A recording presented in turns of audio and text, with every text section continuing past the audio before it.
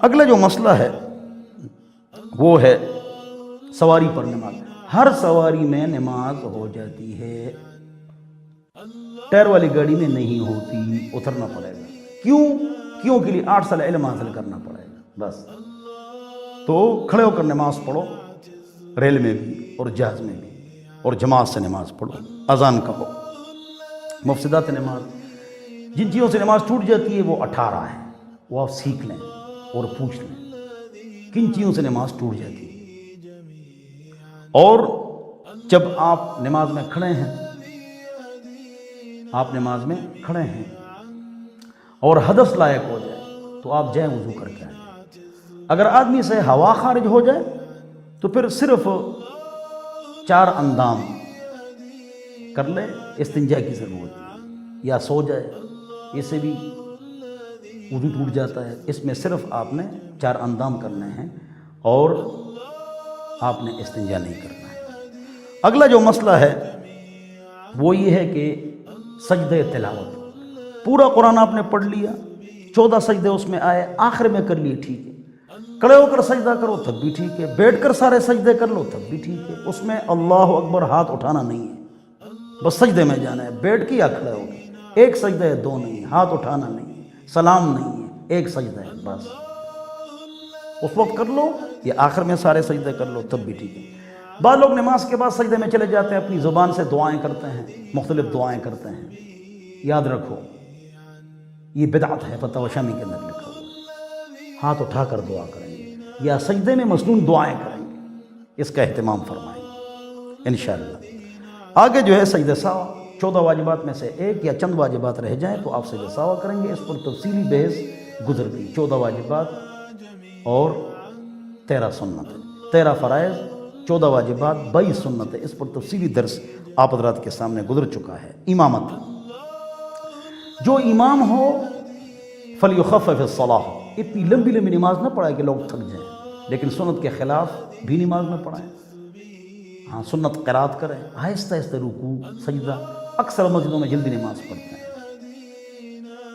سستی کرتے ہیں، قرات ٹھیک نہیں ہوتی، قرات ٹھیک کر لیں. انگلش کی سپیچ اور سپیک انگریزوں کی طرح تو قرآن کی سپیچ اور سپیک عرب کی طرح. اقرأ القرآن بلحون العرب واصواتها، قرآن پڑھو عرب کی آوازوں سے اور عرب کے اندازوں سے. تو یاد رکھو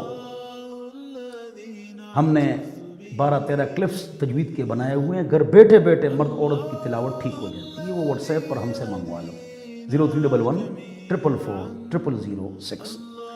بہرحال تو جماعت سے جب آپ نماز پڑھیں گے تو 27 درجے آپ کو ثواب زیادہ ملے گا. 27 تو جماعت سے نماز پڑھیں. صلاۃ الفرد اکیلے نماز سے جماعت کی نماز افضل ہے.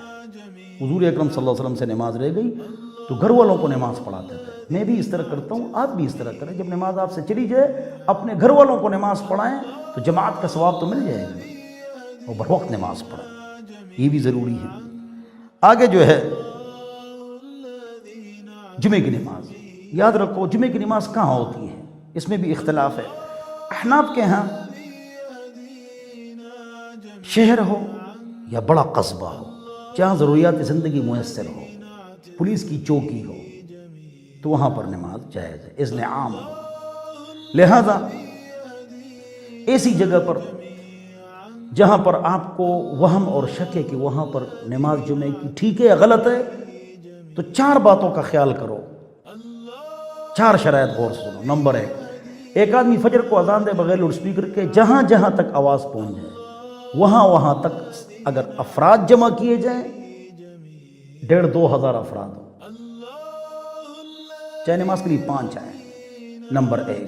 نمبر 2، ضروریات زندگی میسر ہو. 3، تھانہ ہو یا چوکی ہو یا پولیس چند منٹ میں پہنچ سکتی ہو تو وہاں جمعے کی نماز جائز ہے.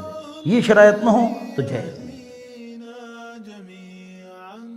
لا جمعۃ ولا تشریق ولا اضحى الا في مصر جامع او كما قال ولا فطرہ. یہ مصنف ابو بکر بن شیبہ کی روایت ہے اور اس کی صحت پر تفصیلی میں نے ایک رسالہ لکھا ہے، وہ آپ منگوا سکتے ہیں. بہرحال تو یہ مسئلہ ہے۔ آگے جو ہے نا عیدین کے لیے بھی یہی شرائط ہے۔ عیدین میں اگر کوئی واجب رہ جائے یا تکبیرات عیدین رہ جائیں تو سجدہ سہوا نہیں کرنی چاہیے، مجمع بہت بڑا ہو جاتا ہے، لوگ چلے جائیں گے، آپ سجدہ سہوا کریں گے، تو یہ بات بھی ضروری ہے جو آپ حضرات کے سامنے آگے جو ہیں مریض کی نماز۔ جو آدمی رکوع اور سجدہ پر قادر نہیں یا سجدے پر قادر نہیں ہے، اس سے قیام معاف ہے، وہ قیام نہ کرے، اس کی مرضی ہے کرسی میں بیٹھے یا زمین پر بیٹھ کے نماز پڑھے، لیکن زمین افضل ہے کرسی سے، لیکن زمین سے اٹھ نہیں سکتے تو کرسی میں نماز پڑھے، رانوں پر ہاتھ رکھے گا رکوع اور سجدے کے وقت، آگے نہیں لے جائے گا، تختے پر نہیں لگے گا، تختے پر ہاتھ نہیں رکھے گا، رکوع کے لیے تھوڑا سا جھک جائے گا، سجدے کے لیے زیادہ جھک جائے گا، سامنے تکیہ تختہ لوگ رکھتے ہیں، غلط ہے، ہوا میں رکوع سجدہ کرے گا، ہاتھ رانوں پر، ایک طرف کرسی رکھے گا، سب کی ترتیب خراب نہ ہو، لوگوں کو پریشانی نہ ہو، یاد رکھیں یہ ہے مریض کی نماز۔ بخاری شریف کی روایت ہے صلی قائما، کھڑے ہو کر نماز پڑھو، وَإِن لَّمْ تَسْتَطِعْ فَقَاعِدًا، ورنہ بیٹھ کے نماز پڑھو۔ اگلی ایک اور حدیث میں ہے وَإِلَّا تُومِي ایمان، ورنہ اشاروں سے نماز پڑھو۔ اور ہم کتنی سستی کرتے ہیں، مہمان کی نماز چھوڑ لیتے ہیں، کھانے کی نماز چھوڑ لیتے ہیں، اور اگر ہم کسی کے پاس ملازم ہو، ہمارا باس ہو، گھنٹی بجائے تو بھاگ کے جاتے ہیں، باس نے بلایا ہے، صاحب نے بلایا ہے، کلنگ کی آواز آتی، چائے کو بھی چھوڑتے ہیں، پیالی کو چھوڑتے ہیں، لقمے کو چھوڑتے ہیں، مہمان کو چھوڑتے ہیں، بھاگ کے جاتے ہیں، لیکن نماز کے لیے بھاگ کے نہیں جاتے ہیں۔ اللہ کو کیا جواب دیں گے؟ سردی میں رضائی نہیں چھوڑتی، گرمی میں راتیں چھوٹی ہیں، ہاں تو کب پڑھو گے نماز؟ ہاں مولوی صاحب کوئی تعویذ دے دو تاکہ صبح سویرے اٹھوں۔ سبزی منڈی کے لیے کون اٹھاتا ہے؟ 6-7 ہزار افراد سبزی منڈی میں بیٹھے ہوتے ہیں، رات کو 3-4 بجے پہنچ جاتے ہیں، وہ تہجد نہیں پڑھتے ہیں۔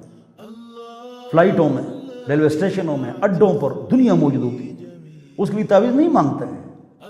سستی کا علاج چستی ہے، سستی کا علاج تعویذ نہیں۔ اللہ ہم سب کو سمجھتا ہے۔ فجر کو اٹھے، میرے ایک دوست ہے وہ فرماتے ہیں کہ ہر نماز میری محبوب ہے، فجر میری محبوبہ ہے۔